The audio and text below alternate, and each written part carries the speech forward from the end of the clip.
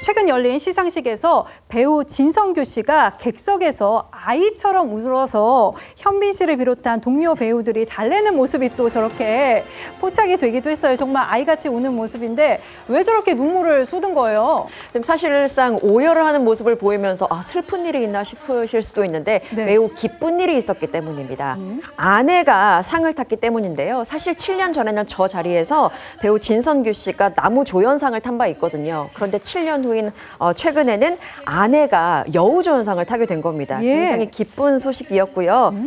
근데 더욱더 의미가 있는 것은 아내 이 박보경 씨가 경단녀라고 하죠. 아이를 낳은 이후에 경력 단절의 시간이 무려 10년 정도 있었습니다. 네. 정말 아이를 키우고 남편을 뒷바라지하는 그 역할에만 그렇게 시간을 보냈었는데 10년 만에 카메라 앞에 다시 서고 보시는 것처럼 이렇게 대중한테 굉장히 인정을 받는 그런 상황이 온 겁니다. 진성규 씨도 SNS에 그래서 다시 한번 감사의 인사를 올렸는데요.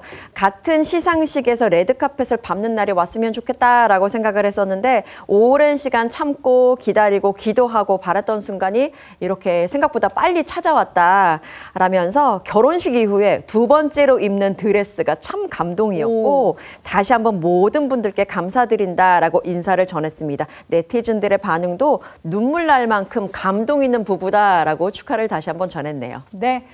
같은 시상식에서 함께 레드카펫을 밟고 싶다던 이 배우 진성규 씨의 꿈이 마침내 이루어진 건데요. 두 사람의 지난 시간들도 한번 모아봤습니다. 보시죠. 그리고 여기에 지금 어디선가 앉아서 보고 있을 제 와이프 박보경 제 와이프 배우인데 애 둘 키우느라고 진짜 고생도 많은데 진짜 너무 고생 많았어요. 여보 사랑해. 여우조연상 레이디 좋아의 박보경 씨. 안녕하세요. 박보경입니다. 이렇게 제가 무대에 올라설 줄은 진짜 몰랐습니다. 정말 너무 감사합니다.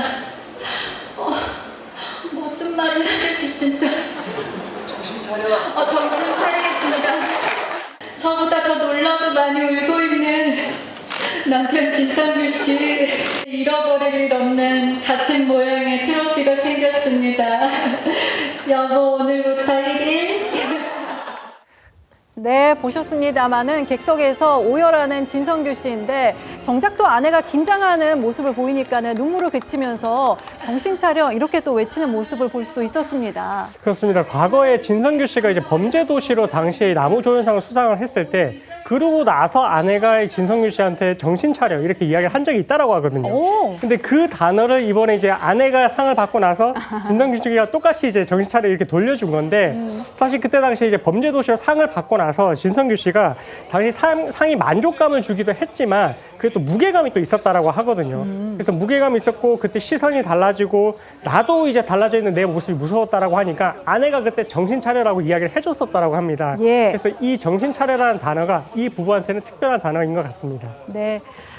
정말 지금은 트로피를 거머쥔 두 사람이지만 한때는 정말 쌀을 살 돈조차 없었다고 합니다. 김묘성 기자님, 정말 둘 다 무명 배우였다가 두 분 다 스타가 되는 이렇게 운이 좋은 케이스도 흔치가 않아요. 그렇습니다. 사실 그런데 이 부부 같은 경우에는요. 대학 시절부터 이미 연기로는 정평이 나 있던 사람들이었거든요. 그래서 졸업 공연을 통해서 만나게 되고 연인으로 발전했다라고 하는데 말씀드렸던 것처럼 사실 넉넉지 않은 그 환경에서 결혼 생활을 시작을 했습니다. 극단 활동 당시에도 두 사람 각각의 월급이 한 30만 원 정도였었다고 해요. 굉장히 빠듯한 살림살이였는데 진성규 씨는 그때 선배네 집에 얹혀 살았던 시기여가지고 뭐 전기세, 수도세만 내면 자신의 생활은 좀 그냥 불편함이 없다 보니까 심각성을 못 느꼈다가 예. 말씀하신 것처럼 어느 순간에는 쌀이 아예 떨어진 동나버린 상황이 된 거예요. 그래서 쌀통에 쌀이 없으니 쌀을 사야 되는데 200만 원 정도를 은행에 빌리러 갔답니다. 그런데 그때도 카드가 다 연체된 상황이어가지고 그 돈도 아이고. 빌리지 못하는 상황이 된 네. 거죠. 내가 가장으로서 잘못 살고 있구나 라는 생각을 했을 때 아내 박보경 씨가 말합니다. 괜찮아 오빠, 괜찮아, 괜찮아 라고 이야기를 했다는 거예요. 어떻게 그래서 저렇게 긍정적일까요? 그러니까요. 그런데 순간 생각이 들었던 게 박보경 씨가 내가 고3 때 엄마가 해준 금목걸이가 있구나. 그거 야. 팔면 되겠다.